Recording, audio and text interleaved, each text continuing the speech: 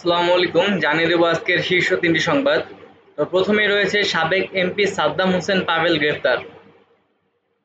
নীলফামারীর ৩ আসনে সাবেক আওয়ামী লীগ সংসদ সদস্য সাদ্দাম হোসেন পাভেলকে ঢাকার মোহাম্মদপুর এলাকা থেকে গ্রেফতার করেছে গোয়েন্দা সংস্থা।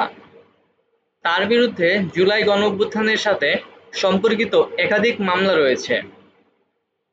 গোয়েন্দা বিভাগের মতে, রাজধানীতে আকস্মিক মিছিল বের করে অস্থিতিশীল পরিস্থিতি তৈরির পরিকল্পনা ও অর্থায়নের সঙ্গে তিনি জড়িত ছিলেন।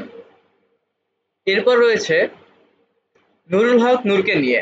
নুরুল হক নূরের ওপর হামলার তদন্তে বিচার বিভাগীয় কমিশন।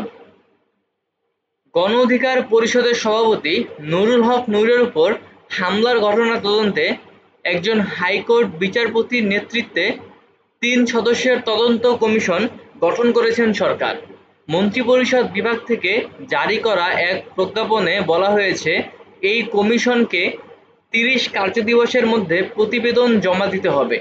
কমিশনের স্বরাষ্ট্র মন্ত্রণালয়ের সিনিয়র সচিব এবং সশস্ত্র বাহিনীর বিভাগের প্রিন্সিপাল স্টাফ অফিসারকেও সদস্য হিসেবে রাখা হয়েছে। পরবর্তীতে রয়েছে ফরিদপুরের সীমানা নির্ধারণের প্রতিবাদে মহাসড়ক অবরোধ। ফরিদপুরের ভাঙ্গা উপজেলার ২টি ইউনিয়নকে ২টি ভিন্ন সংসদীয় আসনে অন্তর্ভুক্ত করার প্রতিবাদে স্থানীয় জনগণ ঢাকা থেকে খুলনা ও ঢাকা থেকে বরিশাল মহাসড়ক প্রায় ৪ ঘণ্টা অবরোধ করে রাখে।